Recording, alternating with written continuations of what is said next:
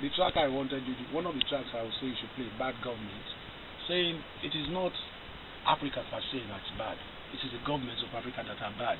Now we have Africans that have excelled in their professions. We have the best doctors working all over the world, in America, in England, Saudi Arabia, athletes winning gold medals all over the world, the Kenyans. You have good engineers, good architects. So individually, Africans excel. Even in the music business, we excel. Everywhere we excel.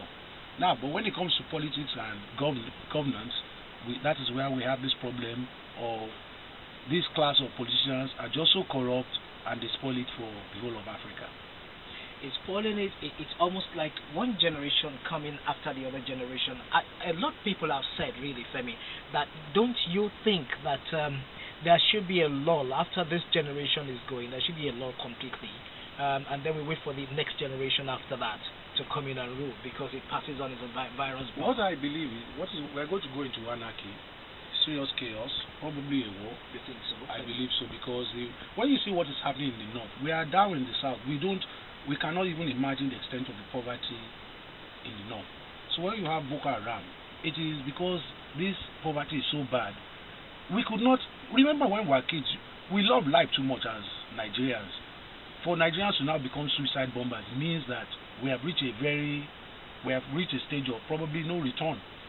In the 70s, when my father was singing, he was talking about, look, Nigerians will rise one day. And suddenly in the late 80s, the Delta region said to pick up arms. It was like a joke.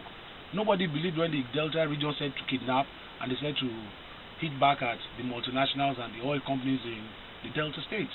These were things that we could not dream of. We could not dream will happen in our lifetime.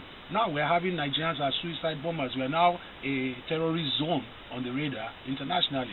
Everybody watches out for Nigerians. So we are reaching that point where there are too many young people that do not see a future for themselves, boys and girls. And it's so corrupt that the young boy or girl or man or woman is like, there's no hope for me. And he or she will do anything to survive.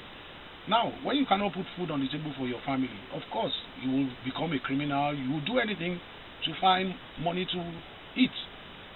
And there is it's just promises, empty promises, lies that we are getting from all the governments. And this new transition we embarked upon, Nigerians had great expectations for change. And where Nigerians have lost total confidence, hope, whatever the English you want to call, for the government of the day. Music and you and your strength of philosophy. Let me take you a little bit way back.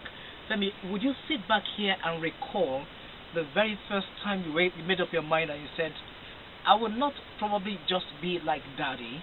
I definitely must ensure that this so-called injustice at the time you're seeing it must stop.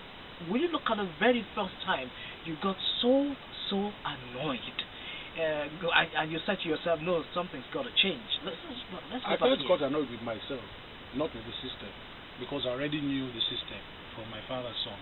So I was very annoyed that I was annoyed with my father, I was annoyed with myself. I was just annoyed with my own surrounding first. I was annoyed, I was smoking and I wanted to stop. I couldn't find the courage to stop. I couldn't find the confidence to stop. I wanted to change so many things in my own vicinity, first of all.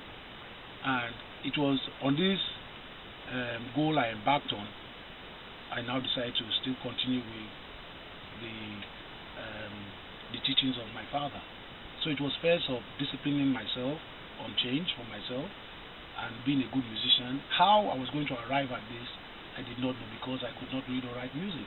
Now I had to find my own way to teach myself and train myself to be one of the greatest musicians from Nigeria. And I knew it was only going to be done by hard work, and now I had to find the courage and the know-how to arrive at this. So I first found the confidence to stop smoking. I changed my lifestyle completely, and it was like self-training.